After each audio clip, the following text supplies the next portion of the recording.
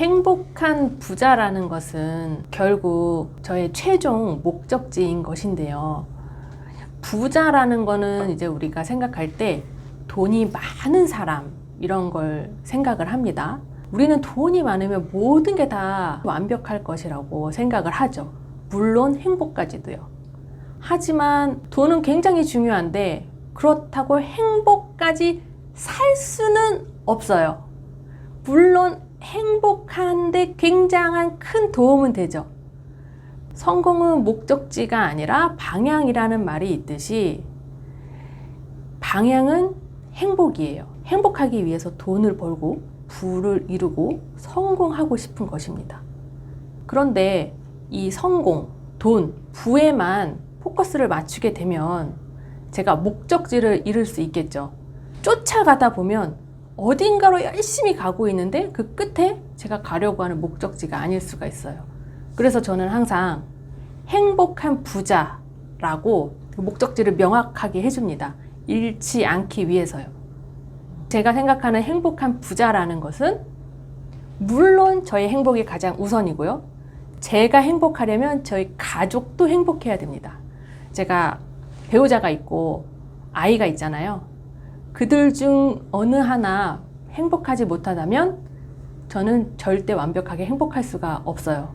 그래서 제가 생각하는 행복한 부자라는 건 저와 제 가족이 온전하게 신체적으로, 정신적으로 건강하고 서로 사랑하고 풍요롭게 살아가는 것이 제가 생각하는 행복한 부자입니다.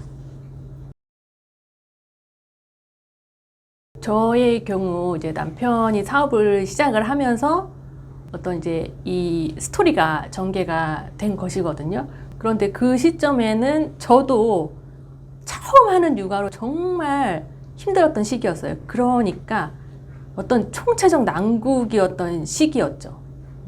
도대체 나한테 왜 이런 일이 벌어지는지도 모르겠고 어떻게 해야 되는지도 모르겠고 그냥 현실을 부정하고 싶었어요. 모든 게 부정적이었어요.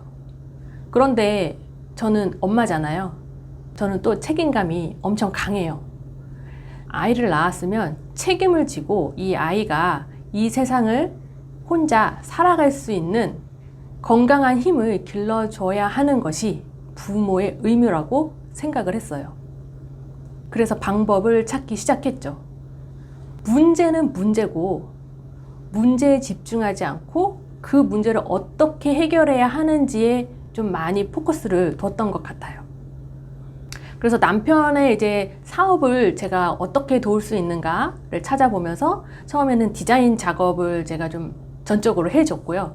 그걸 외주를 맡기면 다 돈이거든요. 그리고 또 그 사업에 가장 애정이 깊은 사람은 결국 가족일 수밖에 없어요.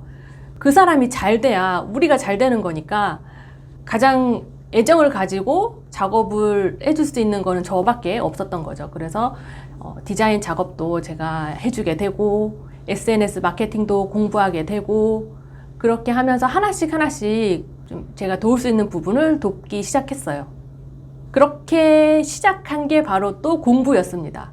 어떻게 사업을 서포트 해야 되는지, 어떻게 사업을 운영해야 되는지 하나씩 제가 책도 보고 강의도 듣고 하다 보니 그 공부한 게 다 어디로 가겠어요? 제 머릿속으로 들어오잖아요. 그러면서 또 제가 크게 성장하는 계기가 됩니다. 물론 그 과정에서 삐그덕삐그덕 또 많이 했죠. 그런데 그때마다 그래도 어떻게 하면 이 위기를 극복할 수 있을까에 항상 중점을 뒀고요. 또 잘 이해는 안 되지만 상대방의 입장에서 이해해 보려고도 많이 노력을 했었어요. 그리고 또 재밌는 게 우연히 이제 MBTI 검사를 하게 되거든요. 그때 사실 좀 결과가 굉장히 의외로 나와서 남편하고 이제 연애하고 결혼하면서 산 게 10년이 넘었는데 그제서야 그 사람을 있는 그대로 이해할 수 있게 되는 또 계기가 되었어요. 그러면서 저희 부부 관계가 정말 180도 바뀌게 됩니다. 비록 남편의 사업은 고전을 면치 못하고 이제 접게 되었지만 그 시기가 있었기에 저희 부부가 정말 큰 성장을 했다고 저희는 확신을 하고 있어요. 그래서 힘들었지만 그래도 그때 하길 잘했다 라고 서로 지금은 얘기하고 있습니다. 그리고 거기에는 아이가 정말 큰 역할을 했다고 볼 수 있죠. 사실 저도 그랬어요. 돈은 그렇게 중요하지 않다고 생각을 하면서 살아왔는데 어느 날 돈이 정말 중요해진 순간이 온 거죠. 자본주의에 살고 있는 이상 돈을 무시하고는 살 수가 없더라고요. 우리는 어릴 적부터 돈이 그렇게 중요한 것은 아니다. 돈보다 중요한 게 더 많다라고 배워왔잖아요. 그러면서 돈을 좋아하고 돈을 밝히면 속물이다라고 하고 욕심쟁이다라고 하는 시선을 가져왔잖아요. 그러면서 내가 돈을 좋아하면 뭔가 내 가치가 떨어진다고 느끼지는 않으셨나요? 저는 좀 그랬거든요. 나는 돈은 중요치 않아. 난 돈보다 더 중요한 게 있어. 그런데 신기하게도 제가 돈은 그렇게 중요하지 않아 라고 했더니 돈과 멀어져 있더라고요.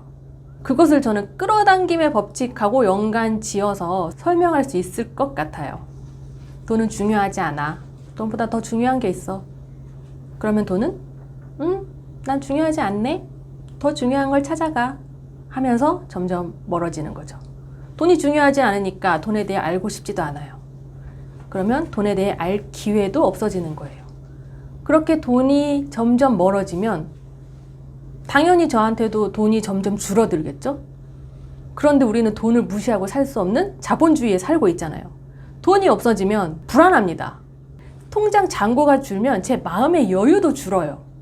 그러면 나는 괜찮을 것 같았는데 절대 괜찮지 않죠.